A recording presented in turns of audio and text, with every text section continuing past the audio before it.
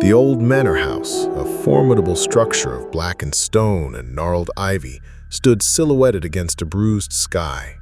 Edith had seen it countless times as a child, a looming presence that dominated the hill overlooking the town.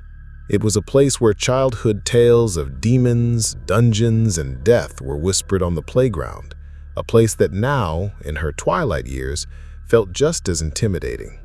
The weather seemed to agree with her mood. Black clouds hung heavy, and a lazy, dense rain began to fall. The eerie lanterns scattered across the grounds created deep, unsettling shadows that danced with every gust of wind. Perhaps it was the setting, or perhaps it was because Edith was a loner, but the thought of being around others made her feel deeply unsettled as she gazed upon the house.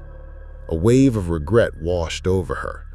"Why did I agree to this?" she thought, clutching the worn strap of her purse. She had been in the local library, her sanctuary from the judgmental eyes of the town, when a young woman had approached her.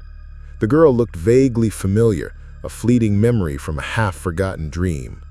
Lucy's charm was disarming, her smile as bright as a summer's day. She had insisted Edith come to her writing club, and despite a deep-seated reluctance, Edith had agreed. "I'm not a writer, though," Edith had said. "We all have a story worth telling," Lucy had replied, her voice soft and encouraging. "Plus, I've never seen you around before, and I know how cold the locals can be. This will help you break the ice." Lucy was right, of course, and Edith hated to admit it. She knew this town intimately. She had spent most of her life here and had lost her daughter here. But she couldn't continue living in solitude. She was determined to leave her past behind, to find whatever peace she could, and to finally heal. The pain of losing her young daughter had naturally ruined Edith's life all those years ago. What was left to ruin anyway? Her daughter's body had been found in a lake just a few miles down the road after weeks of police investigations, news coverage, and search parties. Never knowing the circumstances surrounding her death had been a constant torment, a torture that filled every waking second of Edith's life. "I was a terrible mother, but I loved my girl." The reason she had been high or drunk all the time was to keep the voices out, the voices telling her to do unspeakable things. Most of her memories from that time were gone, fragmented like small shards of glass that would draw blood if you messed with them too much. It was safer to keep her distance, Edith had found. Edith jumped as she heard the mechanical sound of a bolt sliding and clicking. A moment later, the looming ornate door opened. She was greeted by Lucy Ferro, dressed in a beautiful red dress that seemed to glow in the dim light. Her white teeth were outlined by a deep red lipstick as she smiled a warm welcome. Edith complimented Lucy and apologized for her own appearance, currently feeling very much underdressed. The leaflet never said anything about a dress code. "You are perfect as you are, Edith. We're just so glad you came. Please, follow me. The others are dying to meet you." Edith admired the inside of the house as she walked along its massive corridor. Huge mahogany doors led off to many unknown rooms, and a crystal chandelier glistening above illuminated the space with a soft glow. Edith then noticed that there was an abundance of paintings, red and black, abstract and unnerving, yet familiar. She felt a shiver run down her spine as she recognized the chaotic brushstrokes, a style she had used in a manic episode years ago, before her daughter. Lucy led her through one of the huge mahogany doors into a cavernous room. Candles adorned the walls and wooden floor, their flickering light casting dancing shadows. The same unsettling paintings, bordered with intricate old frames, lined the walls. A circle of ancient-looking chairs with red velvet seats sat in the middle of the room. People were milling about in hushed conversation, all dressed in ballroom gowns and tuxedos and holding glasses of red wine. Edith looked down at her plain beige cardigan under her coat and felt a wave of embarrassment. She felt like an intruder, an outsider, not privy to the inner workings of this society. This is a masquerade, not a reading group, she thought. She wanted to leave. The conversation stopped as all eyes turned to Edith. Orange glints in the candlelight. Too many of them. Edith let out a shy smile and wave as Lucy introduced her. Everyone returned the platitudes at once, a small sea of warm greetings washing over her. As Lucy took Edith's coat, people began to approach her and introduce themselves. They all seemed friendly enough, but one thing was gnawing away at Edith. None of them had family names that she recognized.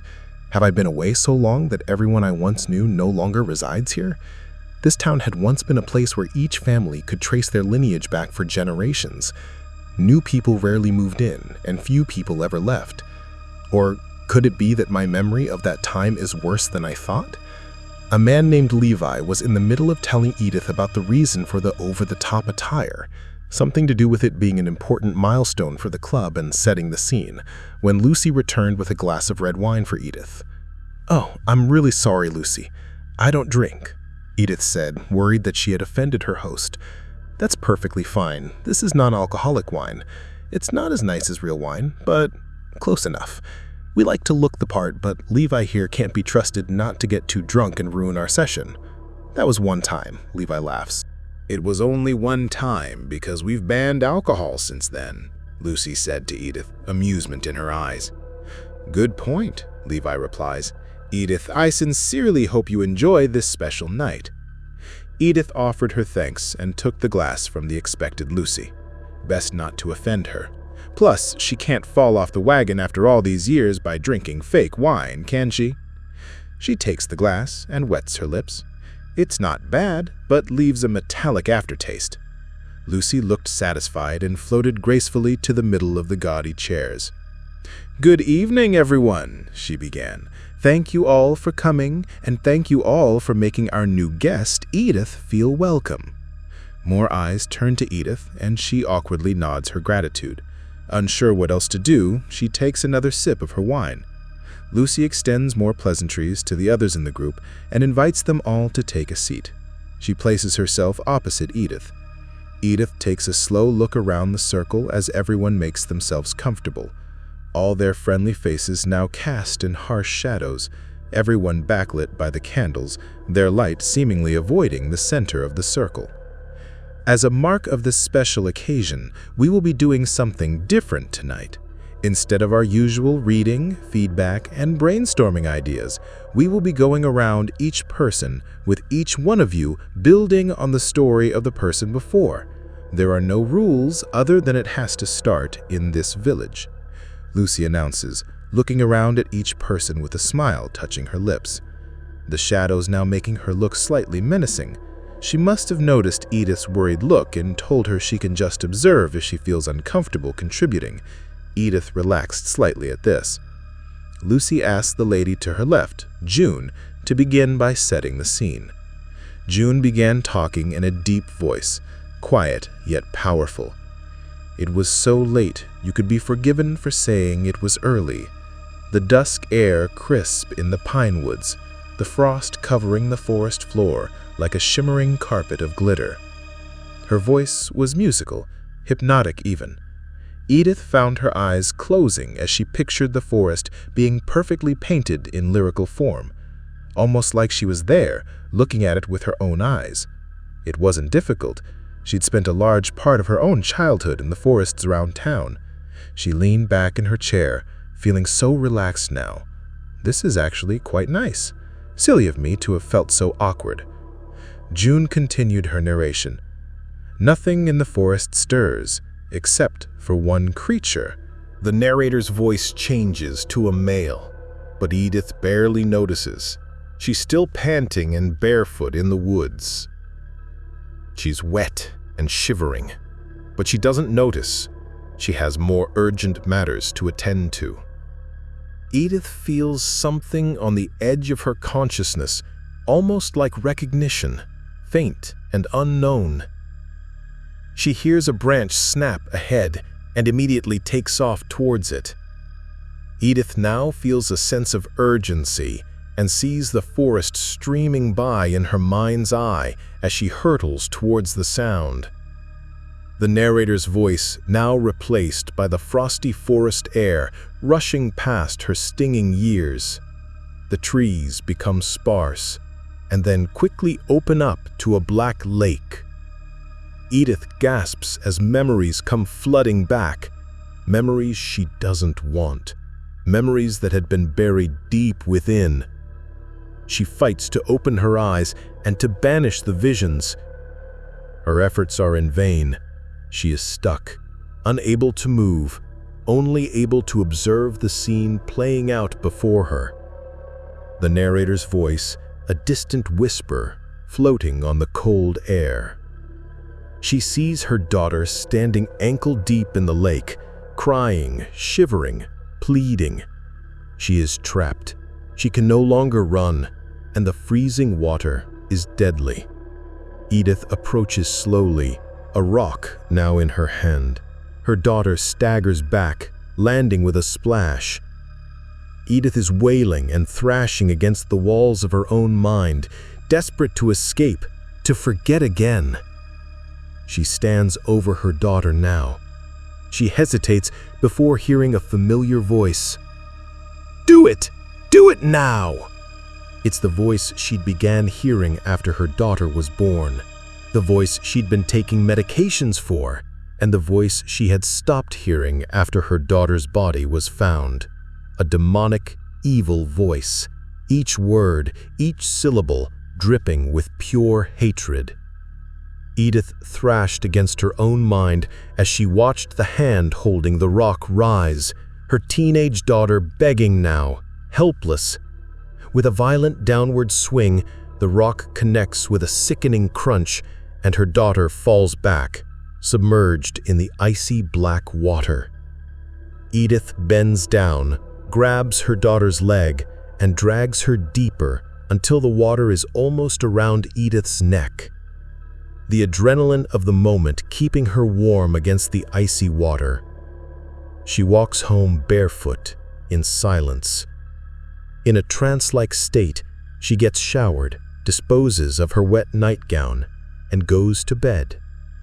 Edith jerks awake, and her eyes open to see Lucy's face hovering over her, smiling. The candles from the chandelier above make it look like she has glowing horns. "Nice of you to rejoin us. Levi was worried I'd put too many drugs in your wine, but I had to make sure this worked." Edith tries to sit up, but to her terror, she realizes she's strapped to a table in the center of the circle. She tries to look around, the occupants now wearing black robes with the hoods pulled up, faces in complete shadow. "Apologies for the straps, but we don't want you to cause yourself an injury," Lucy says in her easygoing, amused tone. "Lucy, what is this? Please let me go." "I wish I could, I really do," replies Lucy. "However, why should we extend that courtesy to you when you did not extend the same courtesy to your own daughter?" "You don't understand. I was sick. That wasn't me. Please." Sobs racked her frame as old wounds tore open, raw and festering. Lucy laughed, all the charm she had previously replaced with malice, replaced with hatred. The others laughed too. "I loved my baby girl. You must understand, it was the medications. I didn't know what I was doing." "Of course you didn't know what you were doing, you silly woman," Lucy barked. "You done what you were told." The voice. "Exactly. Your mind was too weak. I needed a way out." Lucy was smiling again now, Edith's terrified face now twisting in confusion. Her eyes wide, darting about the room, noticed that the red and black paintings were now violently writhing. "I needed a new body, something younger, something less damaged. Unfortunately for you, I could not just occupy another shell. I needed someone who was between life and death, someone who had briefly vacated their physical form, leaving it open for me. So I started whispering in your ear, ever so gentle at first. Your fear gave me power, helped me grow stronger until I could manipulate you more and more and more. You were stronger than I first anticipated, but I had nothing but time to chip away at your resolve. With your help, I painted my babies into existence." Edith glances at the paintings again, recognition now on her face. The paintings now starting to look like twisted, monstrous faces. She remembered painting them. "No, I don't believe you," Edith sobbed. Did you not ever question why you stopped hearing my voice at the same time your daughter vanished? It was because I had left. I transferred to your daughter's body and lay at the bottom of that lake, before emerging, reborn. Lucy put her face closer to Edith, who lay frozen with fear. Lucy pulled her hair to the side, revealing a deep scar on the side of her head. "Hello, Mother," she laughed again. She explained to Edith how she was able to age herself and slightly change her appearance, how Lucy's soul still lingered somewhere within this body, and how spilling Edith's blood would finally rid Lucy of her girl. "No, please stop! My daughter died! Her body was found!" Merely a cadaver, a replacement that no one would miss. "Lies!" But Edith knew it was true. She knew it deep within her own soul. "Who are you? What do you want from me?" "You already know my name." The old demonic voice inside her head boomed, Lucy smiling knowingly. "Say it." Edith sobbed, "Lucy!" "Lucy what?" "Lucy!" Her voice trailed off. She didn't need to finish the name. "In the flesh," Lucy said. She raised her hand, now clawed and blackened. The last thing Edith saw as her life ebbed away were the demons emerging from the paintings behind Lucy's wild eyes. A hand reached out to her, but it wasn't from the paintings. It was a familiar, pale, small hand. It was her daughter's. "It wasn't your fault, Mother." A soft whisper filled the air as the demon claws tore into her flesh. "The voice made you do it. I forgive you." Edith gasped her last breath as she saw the face of her young daughter standing behind the demon in the red dress. Her face was serene, and her hand reached out to grasp her mother's.